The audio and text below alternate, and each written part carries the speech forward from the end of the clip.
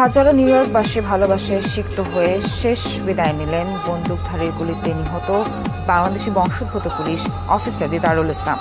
ঝড় বৃষ্টি উপেক্ষা করে পার্কচেস্টারে তার জানাজায় অংশ নেন 20,000 মুসলিম। শ্রদ্ধা জানাতে বিশিষ্ট ব্যক্তিদের পাশাপাশি উপস্থিত ছিলেন নিউ ইয়র্ক পুলিশ বিভাগের 5,000 সদস্য। তুলে ধরেন দিদারুলের বিরোচিত আত্মত্যাগের কথা। পরে নিউ জার্সির লোরেল গ্রোভ কবরস্থানে হয় তার দাফন। অন্তিম বিদায়ে সহকর্মীর কাঁধে বাংলাদেশি বংশোদ্ভূত মার্কিন পুলিশ অফিসার দিদারুল ইসলামের কফিন।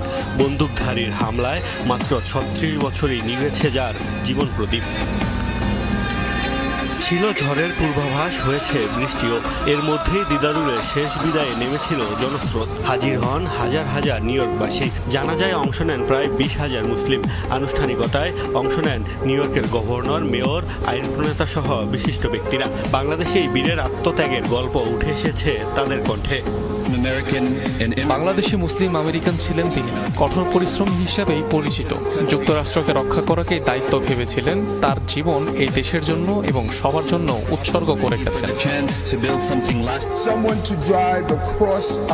দিদারুলের পরিবারকে সান্ত্বনা জানানোর ভাষা নেই। একজন অভিভাবক হিসেবে অন্য অভিভাবকের কাছে ক্ষমা চাই। দিদারুল ইসলাম যে সন্ত্রাসবাদ রুখতে জীবন দিয়েছেন, সেই চিন্তা ভাবনা ধারণ করতে হবে।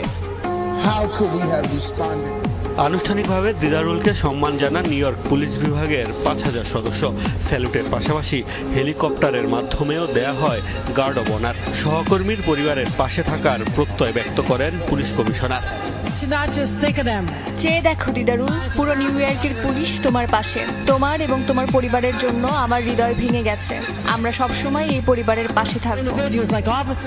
হামলার এই ঘটনার পর আবারও সমালোচনায় যুক্তরাষ্ট্রের অস্ত্র আইন। এই হত্যাকাণ্ড আবারও মনে করিয়ে দেয় যে যুক্তরাষ্ট্রের অস্ত্র আইন যতই শক্তিশালী বলা হোক না কেন, সেটি আসলে দুর্বল। এটা ভয়াবহ যে মানসিক স্বাস্থ্যের সাথে লড়াই করা একজন ব্যক্তি এমন ধ্বংসাত্মক অস্ত্র কিনতে পেরেছে। জানাজা শেষে নিউ জার্সির লোরেল গ্রোভ কবরস্থানে দাফন করা হয় দিদারুলকে। গেল সোমবার ভয়াবহ বন্দুক হামলায় নিহত হন তিনি সহ 4 জন। মোস্তফা মাহমুদ, যমুনা নিউজ।